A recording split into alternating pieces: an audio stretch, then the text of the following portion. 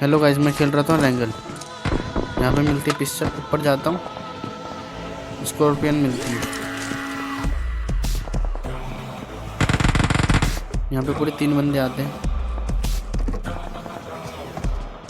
एक बंदा स्पॉट हुआ, इसको नॉक करता हूँ। दूसरा बंदा भी स्पॉट हुआ छत पे, इसको भी नॉक करता हूँ।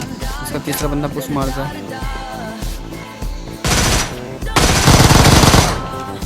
इसको भी नॉक करता हूँ। यहाँ तक आए लाइक कर देना, शेयर कर देना, कमेंट कर देना। Thanks for watching.